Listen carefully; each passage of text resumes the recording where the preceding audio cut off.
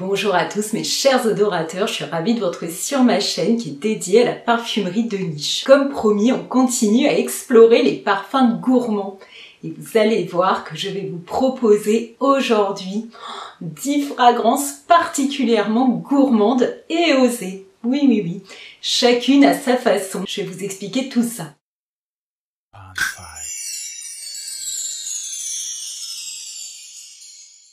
La semaine dernière, j'ai eu envie de vous proposer des gourmandises particulièrement réconfortantes, plutôt des friandises. Aujourd'hui, les 10 créations dont j'ai envie de vous parler, sont osées. J'ai choisi ce mot parce que je trouve qu'il correspond vraiment à chacune d'entre elles. Vous allez voir, certaines sont sensuelles, voire coquines, d'autres sont très originales et certaines sont carrément transgressives. Elles ont pour point commun d'être complexes et d'avoir un certain second degré. Certaines ne sont pas gourmandes d'emblée, d'autres sont gourmandes au départ et puis ne le sont plus par la suite. Elles sont toutes audacieuses, créatives et hyper qualitatives. Elles s'adressent vraiment à tout le monde, à toute personne qui aura envie de les porter. Allez, on y va. Alors la première fragrance, particulièrement du second degré, elle ne se montre pas gourmande d'emblée. Il s'agit de Angélique Noire, de la collection L'Art et la Matière de chez Guerlain. Elle a été créée en 2005 par Daniela Roche-Andrier. On comprend par Angélique Noire qu'il va y avoir plusieurs niveaux de lecture, parce que l'angélique, c'est cette fleur plutôt sage, et le fait qu'elle est décrite comme noire nous laisse entrevoir une vision un petit peu plus sombre. On est loin du petit ange, c'est un jus qui pourrait s'avérer diabolique, surtout parce qu'il est très gourmand, tout en nuances, pas dans une overdose de sucre. Son caractère gourmand arrive dans un second temps. L'ouverture est vraiment sur une fleur plutôt verte, assez crue, puis arrive ensuite des notes un peu sucrées avec de la poire, et puis après il y a une très belle vanille qui s'installe et on garde quand même l'odeur de la fleur pendant tout le long de l'évolution du parfum. Il se compose donc d'angélique, il y a à la fois les graines de cette fleur mais aussi ses racines, puis il y a du poivre rose, cette note de poire comme je vous disais, avec du carvi, du jasmin, puis la vanille et du cèdre. C'est un floral gourmand avec ce côté très sensuel qui est lié à la fois à cette angélique et puis à cette vanille extrêmement gourmande, un petit peu sucrée, mais donc sans excès. C'est vraiment un très beau parfum pour adultes, voilà. On est là dans la séduction et l'élégance. Il est mixte, il a une très bonne tenue et une diffusion modérée. On est chez Guerlain, c'est de la parfumerie haut de gamme, donc c'est assez cher. C'est une gamme exclusive, donc rare, faut aller en boutique pour la découvrir. Il n'y a pas moyen de se procurer autrement des échantillons.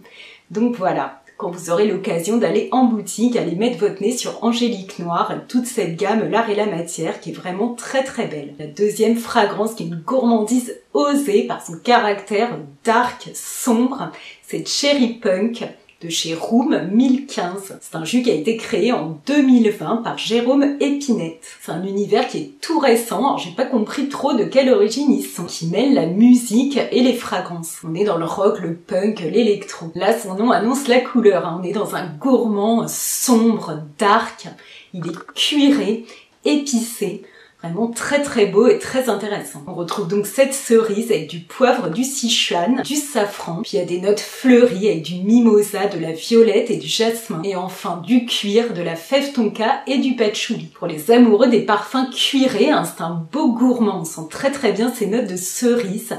Il n'est pas sucré spécialement, donc il est parfaitement mixte, il s'adressera vraiment à tous les genres. Il a une très belle évolution, une très bonne tenue, une bonne projection. Il est original, je trouve qu'on n'a pas trop senti ce genre de création jusqu'à présent. Ce qui est intéressant avec cet univers, c'est qu'on peut acheter sur leur site des échantillons et on peut aussi acheter des petits formats. Voilà, il y a des 10 ml. Alors là, pour démarrer avec une fragrance, je trouve que c'est vraiment super, surtout quand on n'a pas l'occasion d'aller les sentir près de chez soi.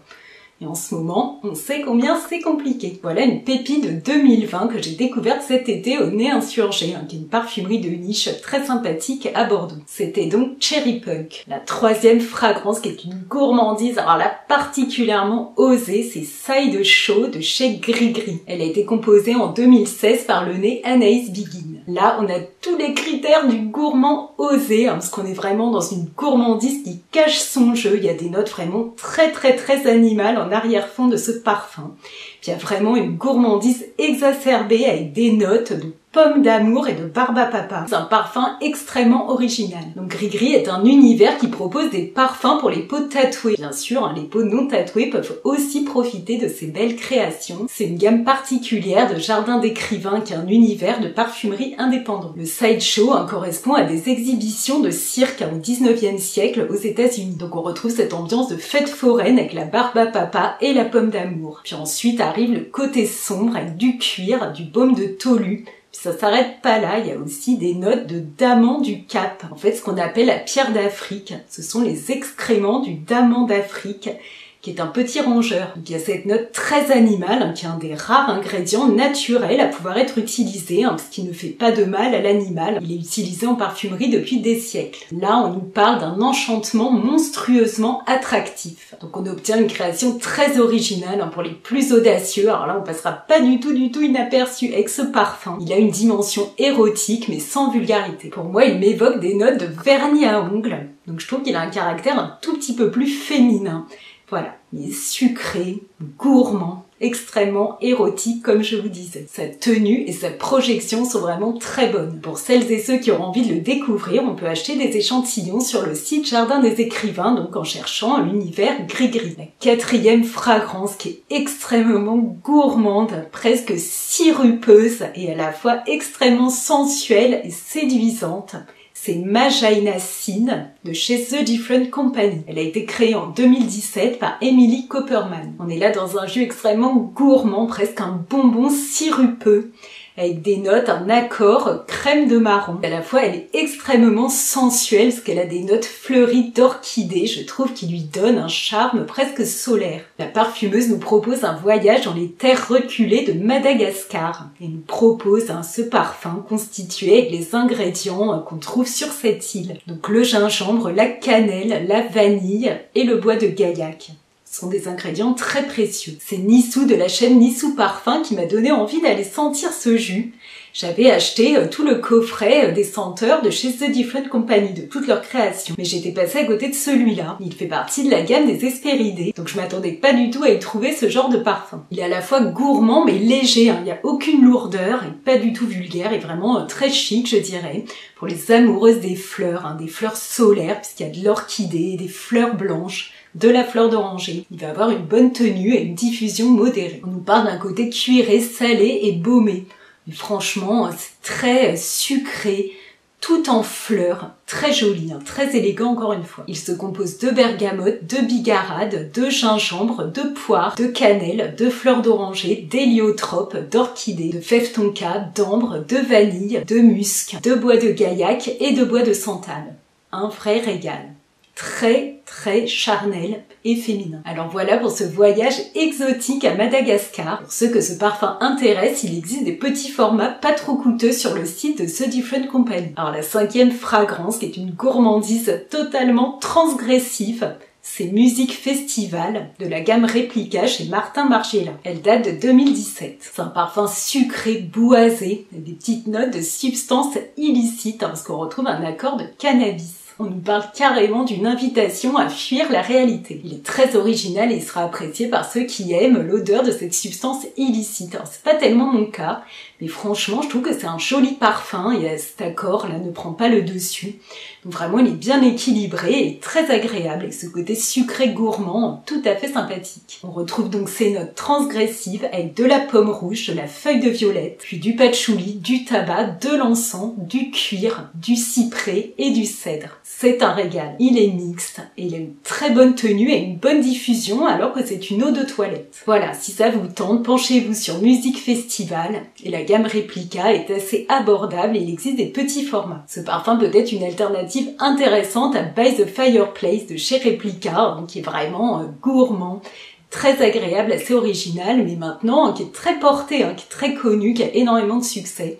Donc avec celui-là, on risque plus de se démarquer. La 6e fragrance gourmande et osée par son caractère liquoreux et très sensuel, c'est Cacao Porcelena de chez Atelier Matéri. Elle date de 2019 et elle a été créée par Marie Hugin-Toblé. Je ne sais pas si je prononce bien ce nom. Là, comme son nom l'indique, on est dans une création à base de cacao, un cacao blanc qui serait une variété très rare et très précieuse. Il présenterait des notes de noix et de lait. Il a un côté sombre, charnel, extrêmement séduisant et enivrant par ses notes de rhum liquoreuse. Il aurait très bien pu rejoindre la sélection sur les parfums sensuels liquoreux. Il est chaud, sec, à la fois doux et très enveloppant. Il se compose de cosses de cacao, de rhum, d'immortel, de tabac, de davana, qui est une plante, de jasmin, puis de gourmandes fèves tonka, de patchouli et de bois de santal.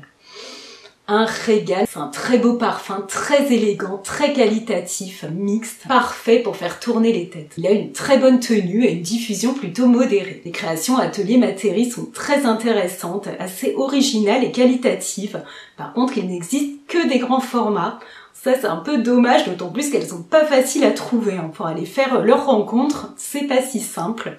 Alors, il existe quand même un kit d'échantillons sur leur site. Alors, peut-être vous pouvez les découvrir comme ça. Voilà pour Cacao Porcelana. Pour les amateurs de chocolat noir avec un fond amer, un peu dark, il y a le merveilleux Anti-Blues de chez Pierre-Guillaume Parfumeur. Voilà, je vous le détaille pas, j'en ai déjà parlé dans plusieurs de mes vidéos. C'est vraiment un très très beau parfum, très intéressant. Je vous mettrai les liens si vous voulez en savoir plus. On reste chez Pierre-Guillaume avec cette fois Aomasai.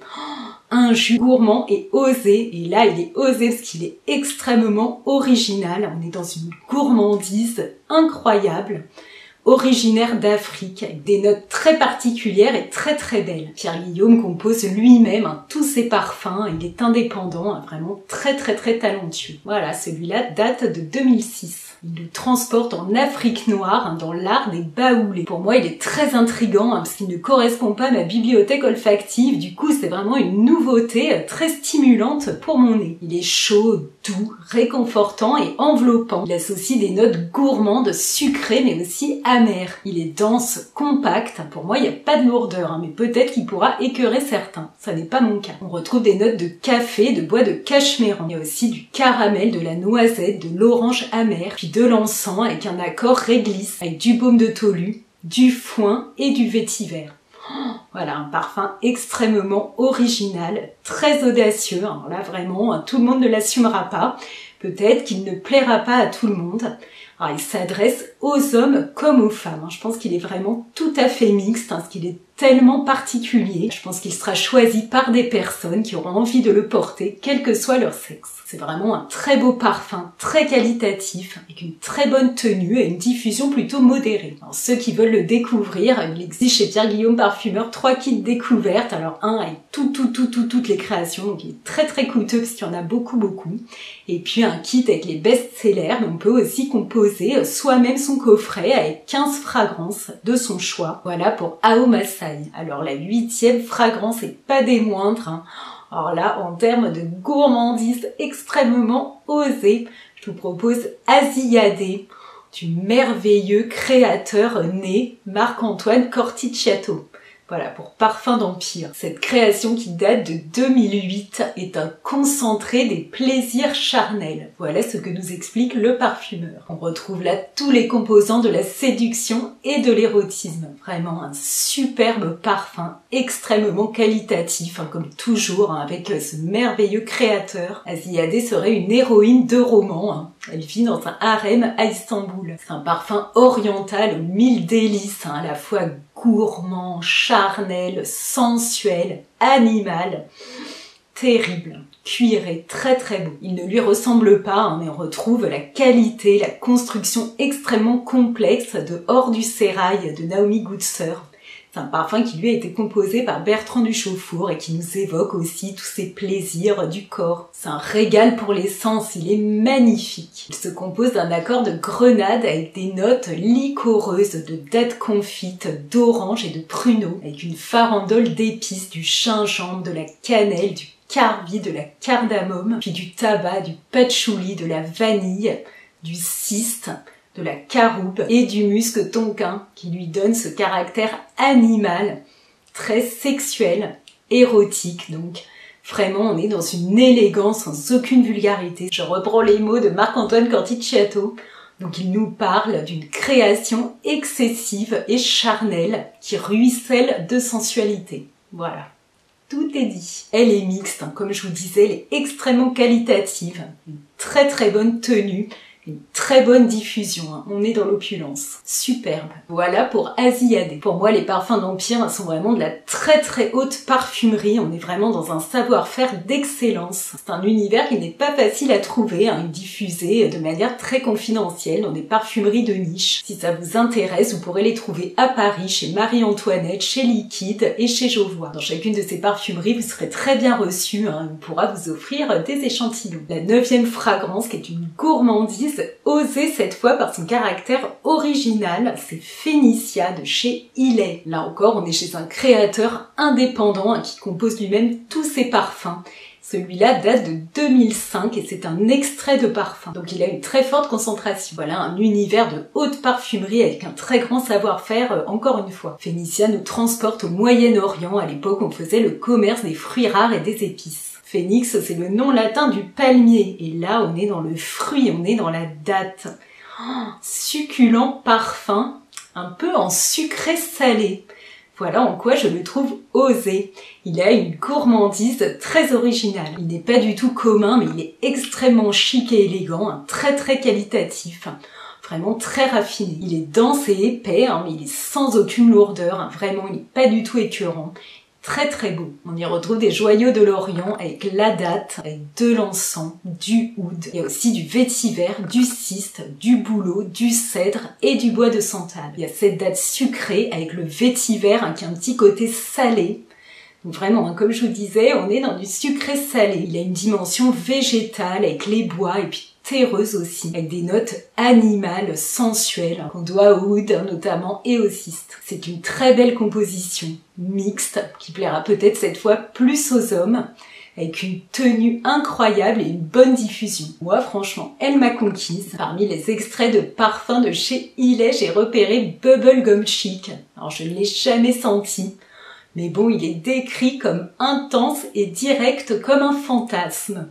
Voilà, tout un programme. Je pense que les notes pourraient plus plaire aux femmes. On nous parle de fraises, de jasmin, de tubéreuse. Voilà de quoi éveiller ma curiosité. Alors sachez que si comme moi vous êtes intéressé par des parfums de chez Ilet, eh bien on peut commander sur leur site des échantillons. Donc ça c'est vraiment un très bon point. La dernière fragrance qui est un régal osé, une gourmandise sans sucre.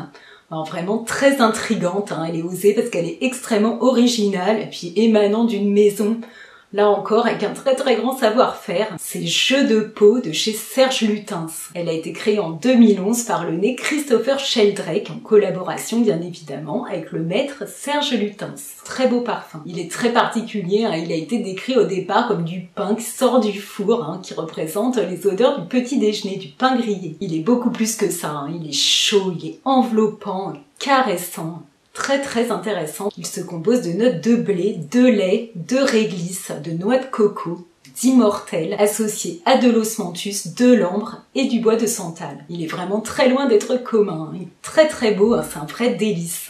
Il est très peu sucré. On sent les notes grillées. L'osmanthus apporte cette odeur d'abricot confit un peu mielé. Et puis il y a le bois de santal avec son caractère lacté et crémeux. Il est tout à fait mixte, il a une très bonne tenue et une bonne diffusion. Voilà une création très audacieuse, hein, qui sort vraiment des sentiers battus. Elle est très qualitative et c'est tout ce que j'aime, hein, dans la parfumerie confidentielle.